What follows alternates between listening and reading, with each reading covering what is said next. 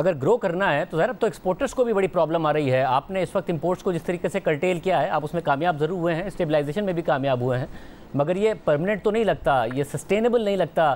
اگر اکانومی نے آگے چلنا ہے تو کیسے آپ کب تک اس کو اتنی سختیاں رکھیں گے امپورٹس کے اوپر, کیونکہ ایکسپورٹرز بھی کہہ رہے ہیں کہ ان کو بھی بہت زیادہ پرابلم ہو رہی ہے, مشینری کے اندر بھی بہت زیادہ پرابلمس ہو رہی ہیں.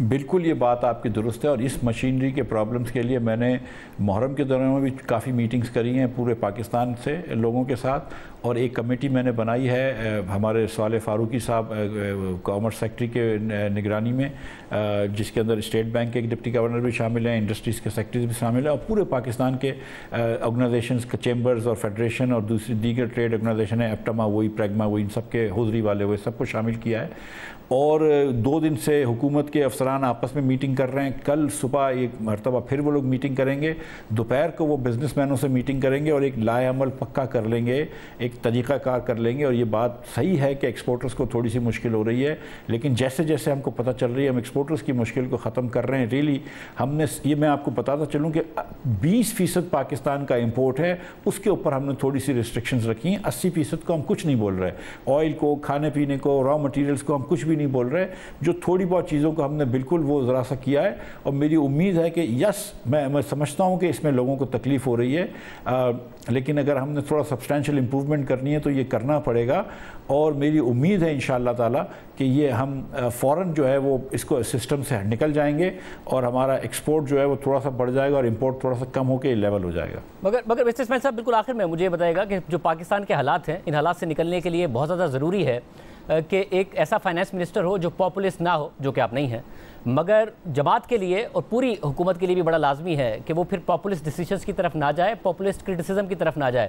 آپ کی اپنی پارٹی میں ادراک ہے اس بات کا یا نہیں ہے؟ کیونکہ آپ کی تو پوری پارٹی اس وقت ایسا لگتا ہے کہ آپ پر تنقید کر رہی ہے سارے کے سارے معاملے میں, تو یہ اسٹیبلائزیشن تو پھر نہیں آ پائے گی اگر اس طریقے سے سارے معاملات ہوں گے. ایک ڈیسیشن آپ سے پہلے ریورس کرا دیا ہے جس کی ہم بات کر چکے ہیں. بھائی وہ کہتے ہیں نا کہ قبرستان قابل لوگوں سے, ناگزیر لوگوں سے بھرا ہوا ہے. یہ کوئی ضروری نہیں ہے کہ مفتاح اسماعیل جو ہے اس ملک کا وزیر خزانہ ہو. بہت سارے وزرائے خزانہ آ سکتے ہیں اور اس ملک کو اچھا کر سکتے ہیں. مجھ سے زیادہ جید لوگ پہلے بھی آ چکے ہیں, میرے بعد بھی مجھ سے زیادہ جید لوگ آئیں گے. اگر پاکستان کا انحصار کسی ایک فرد واحد پہ نہیں ہونا چاہیے, لیکن ایک جو پالیسیز ہیں, ہم کو اپنے بچوں کو تعلیم دینی ہے, ہم کو ایگریکلچر کو بہتر کرنا ہے, ہم کو ایکسپورٹ پہ دھیان دینی ہے, اور ہم کو اپنے چادر دیکھ کے پیر پھیلانا ہے. یہ پوری دنیا سے ہر وقت قرض لینا, اس سے یہ لے لینا, اس سے وہ لے لینا, اب دنیا بھی ہم سے تنگ آ گئی ہے. یہ اس طرح نہیں رہ سکتے. نہ یہ کوئی عزت کی زندگی اور نہ یہ لانگ ٹرم کوئی سسٹینیبل ہے کہ آپ ہر وقت ڈیفیسٹ رن کرتے ہوں. اس طرح کی نہیں, ہم کو اپنی اورینٹیشن آف دا معیشت چینج کرنی پڑے گی, جو میں اکثر کہتا رہتا تھا کہ ایکسپورٹ اورینٹیشن کرنی ہے. آپ پرائیویٹائز کرنا چاہتے ہیں, سعد رفیق صاحب پرائیویٹائزیشن کے خلاف ہیں, ٹریڈرز پہ ٹیکس لگانا چاہتے ہیں, مریم نواز صاحب ٹریڈرز پہ ٹیکس لگانے کے خلاف ہے. کیسے کر لیں گے آپ؟ کیسے چادر بڑی کریں گے تاکہ پیر تھوڑے سے پھیلا سکیں ہم؟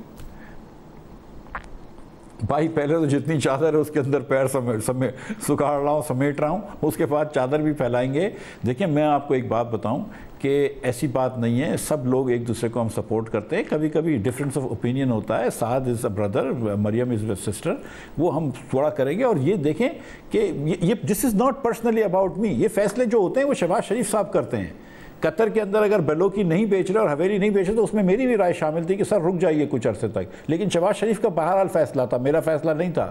اگر کوئی ہوٹل بیچیں گے یا کوئی ایئر لائن بیچیں گے یا نہیں بیچیں گے تو فیصلہ شہباز شریف کا ہوگا. اگر پیٹرول بڑھا ہے یا نہیں بڑھا ہے اس کا فیصلہ ان دی اینڈ شہباز شریف کرتا ہے, مفتاح اسماعیل نہیں کرتا ہے. لیکن مفتاح اسماعیل ظاہر ہے اپنے 2 رائے تو دیتا ہے نا.